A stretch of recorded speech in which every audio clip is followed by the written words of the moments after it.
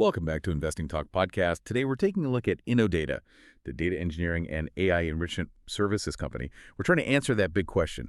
Is Innodata a good time to buy right now? And hey, if you find this useful, please do subscribe, maybe give us a like, and definitely comment below. Let us know if there's a specific company you want us to look into next. Just drop it in the comments. Okay, so our job today is basically to cut through the noise. We'll pull out the key facts from their latest financials, look at the stock's technical moves, and, get a sense of the market rumors to give you the full picture on this investment case. Let's start with this transformation everyone's talking about. Right. It's really interesting because Innodata's story isn't some slow, gradual thing. It's been a really dramatic pivot, structurally speaking. For years, they're, mostly a traditional services company, kind of low margin stuff. The whole investment case now really hinges on 2024 being this kind of, this turnaround moment. The year they really shifted into being an AI-focused growth engine. Okay, AI-driven growth engine. That sounds pretty significant. So give us the numbers. What data actually backs up this big shift? What's the foundation here? Well, we're looking at a really big financial jump. So revenue in 2024 hit $117.1 million. That's way up from $91.1 million the year before in 2023. And the crucial part is this growth wasn't just like the old business ticking along. It really reflects them getting traction, expanding specifically in those AI and data engineering areas. Right, okay. AI enrichment. What does that actually involve? Like, practically speaking, what are they doing that drives that kind of revenue? It means they really leaned into creating specialized training data for pretty complex AI systems. Think about companies building, say, large language models or maybe autonomous driving tech. They need huge amounts of high-quality, carefully labeled data to train those models. Innodata is basically positioning itself as the go-to provider for that really specialized data, which is, much more valuable than just basic data entry. Okay, that explains the revenue boost. But, the market always wants to see profits to justify these high-flying valuations. Did the bottom line follow? Absolutely. And this is like the core of the whole thesis. They flipped from losing money to actually being profitable. So in 2023, they had a net loss, about $3.1 million. But in 2024, they turned that into a net income of $6.8 million. That works out to about $0.25 per diluted share. And efficiency, because moving into specialized stuff, you'd expect better pricing. Right. Should show up in the margins. Exactly, yeah. And it did. Their gross margin went from 27.6% in 2023 up to 32.5% in 2024. That jump, nearly 5 points, is really significant. It suggests, probably a mix of things. Either they're getting better prices because their work is specialized, proprietary maybe, or they're getting more efficient internally, maybe their own AI tools are boosting leverage. Either way, that margin expansion tells you the shift is working fundamentally. Okay, so 2024 set the stage, proved they could be profitable.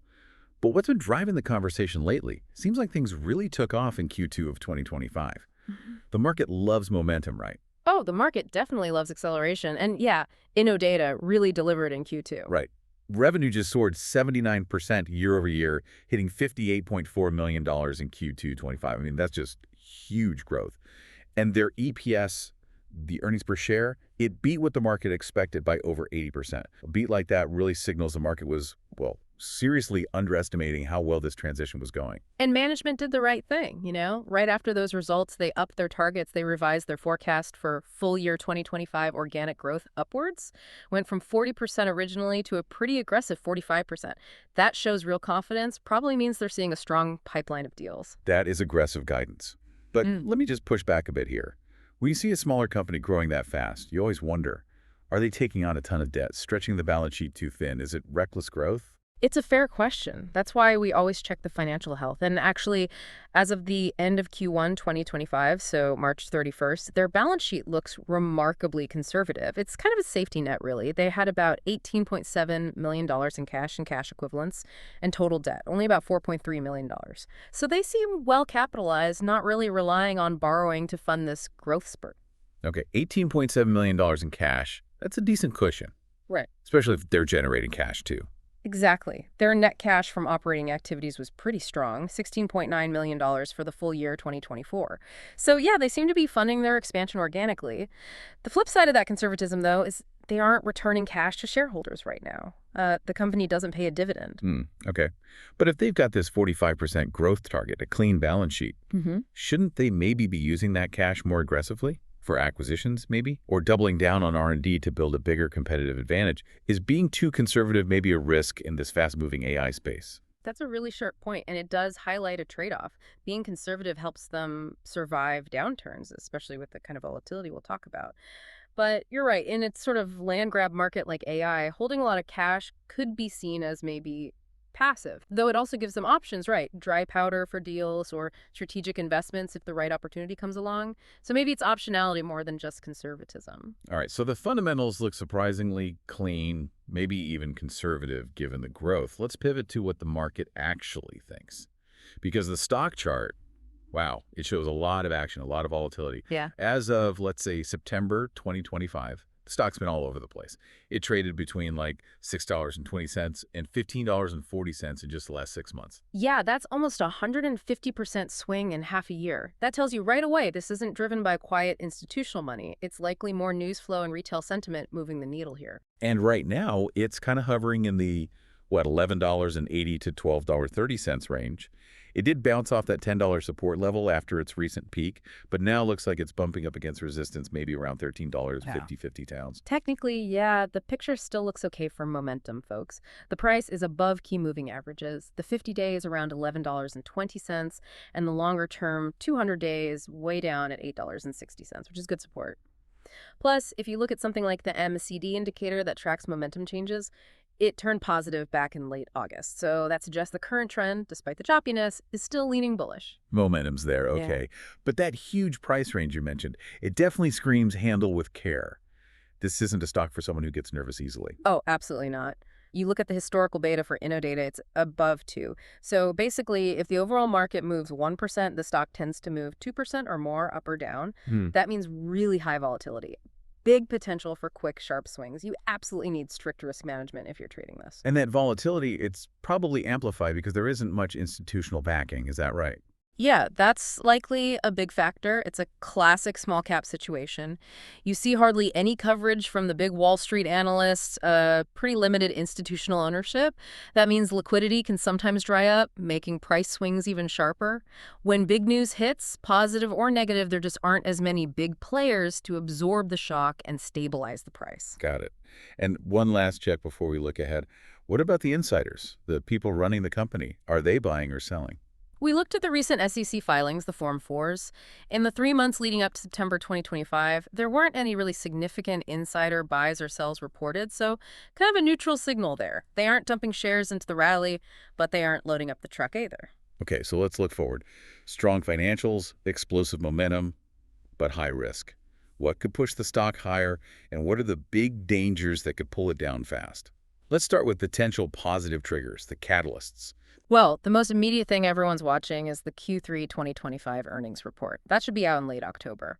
Given that they raised guidance after Q2, the market's going to be laser focused. They'll want proof that the growth and margin story is continuing, building on that great Q2 performance. And didn't we just get some actual contract news recently, something confirming their expanding work? Yes, exactly. Back in August, Innodata announced they expanded a major AI data contract. It was with a, quote, very large technology customer. That's really important because it boosts their backlog and it validates their service. It shows key clients are trusting them with more business, which is a great sign. Okay, so that's confirmed news. What about the speculative side? The kind of chatter that often drives these smaller stocks. Right, the speculative angle is definitely there. You hear industry talk suggesting that if they keep up this profitability and cash flow, they could attract buyers. Maybe M&A interest from private equity or even a strategic investment. That's always a potential kicker for a smaller company. Also, the company itself has kind of hinted they're working on proprietary AI products, not just services. If they actually launch something significant there, maybe something that diversifies them into repeatable software revenue, that could be a game changer. Diversification sounds crucial because now we have to talk about the elephant in the room. The single biggest risk that hangs over all this positive stuff. Customer concentration. How bad is it? It's definitely the number one risk they highlight in their own filings. And yeah, it's significant. Their top 2 clients made up over 40% of their total revenue in 2024. Wow. 40% from just 2 customers. Yeah. That's a huge exposure. Yeah. I mean, if just one of those clients decides to cut spending or bring work in-house or switch to a competitor, boom, the revenue picture changes dramatically. Right. Instantly, yeah. It would hit the stock price and sentiment hard, almost regardless of how well the rest of the business is doing. That high concentration is a direct contributor to the volatility, the high beta we talked about. It just makes the company inherently vulnerable to shifts in those major contracts. And even if they keep those big two happy, the whole industry they're in is still incredibly competitive, isn't it? Oh, absolutely. They're up against huge outsourcing companies that have massive scale advantages. And then you've got smaller, super specialized niche firms nipping at their heels too. Plus, there's just the inherent risk of the AI and machine learning space itself. It changes so fast. Client needs can shift really quickly, which can lead to project delays or just general revenue volatility. Okay, so summing it all up, explosive growth, clean finances, improving margins, but shadowed by this massive 40% customer concentration risk and high volatility. Where does that leave us? What's the final verdict here? Well, pulling all that data together, our analysis gives it an overall rating of, say, 6.5 out of 10. Yeah. It's really a complex situation, not a straightforward call. 6.5 suggests there's definitely potential, but significant risk baked in. Break down that rating for us. What are the biggest pros and cons weighing on it? Okay, on the plus side, you've got that undeniable rapid revenue growth. You've got confirmed profitability now. And you're tied to this huge secular trend in AI data needs. Those are powerful drivers. But balancing that out, you have the very real business risks, primarily that huge customer concentration. Then there's the small cap volatility, made worse by the lack of broad analyst coverage, and just the sheer pressure to keep executing perfectly in a really tough competitive market. So what does that 6.5 mean for you, the listeners? Is it something you put in your long-term portfolio, or is it a different kind of play? Given that volatility and especially the concentration risk, our thinking is pretty clear. This stock probably fits better as a short-term momentum-driven trade, something where you need very defined risk controls. For it to become, a potential core long-term holding, the company really needs to tackle that customer concentration head-on, show they can broaden their client base and deliver consistent earnings stability over time. Until then, it carries too much single client risk for a core position, in our view.